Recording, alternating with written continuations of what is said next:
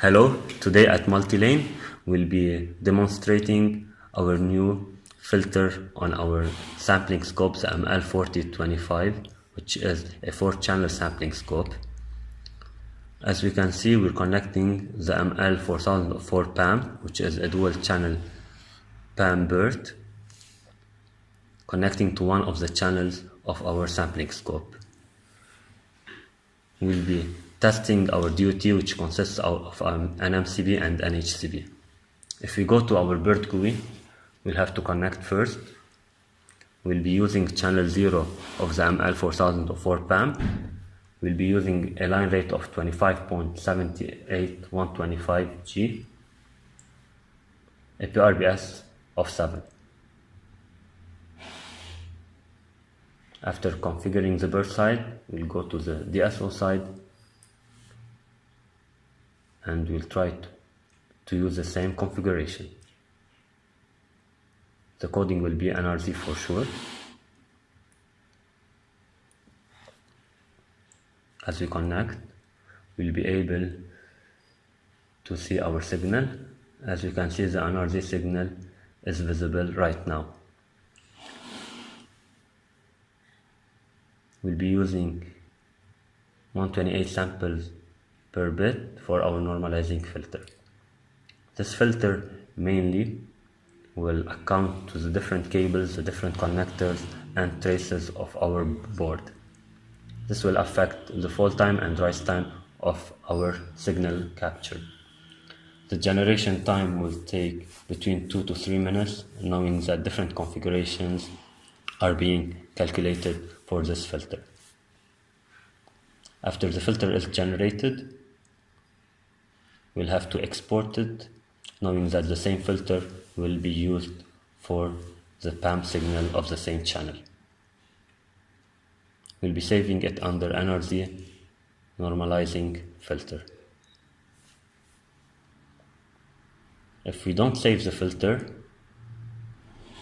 we won't apply it, and we'll see the output before the filter to compare the rise time and fall time. As you can see, before we had a fall time and the rise time of 16 and 15 picoseconds respectively. After loading the filter again, the fall time and rise time will go below 9 picoseconds. As you can see, we have some non-linearities on the 0 and 1 level, so we'll have to add a Bessel-Thompson filter of order 4.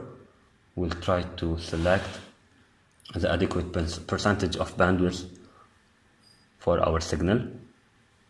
As we can see, the fall time and rise time will be affected a bit using this filter.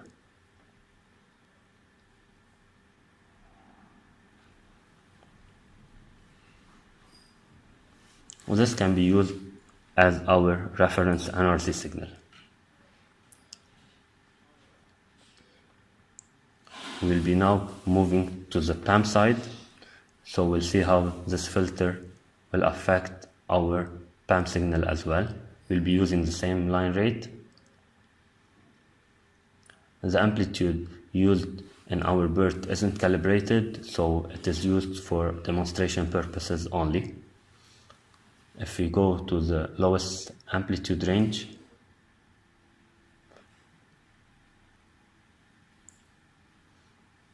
we'll move to the DSO.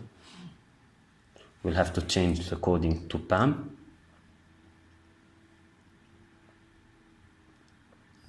Using the same settings for sure.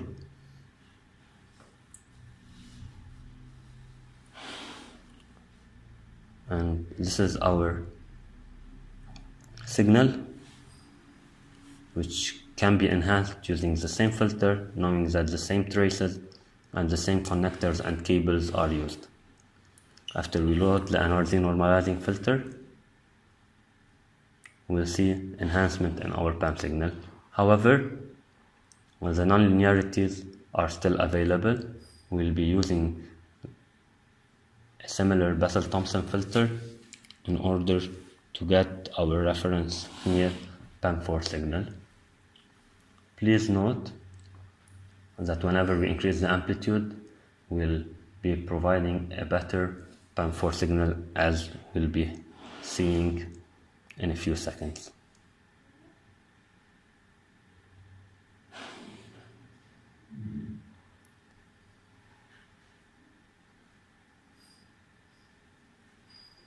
Now, if we go back to the bird side, we'll try to increase the amplitude, and we'll be providing on our DSO side our reference clean PAM4 signal before going into our device under test. After we auto scale, this is our reference PAM signal.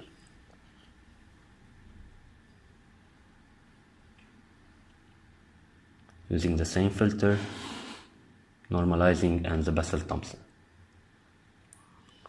If we try now to see the height for the different signals, they are almost the same.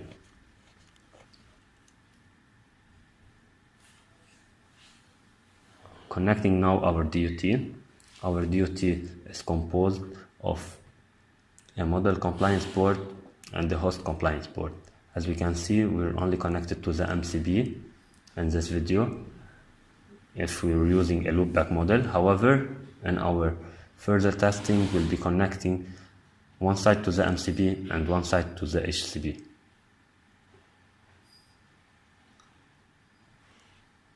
Going back to our DSO side, this is the output that is reached after connecting our DUT.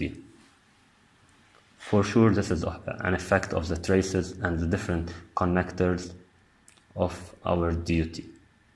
If you go to the pattern mode, you will see the same pattern is captured. However, if we go to the S parameters, we'll try to see the loss at Nyquist that will account for our DUT, which is minus 4.3 dB. Thank you for your time.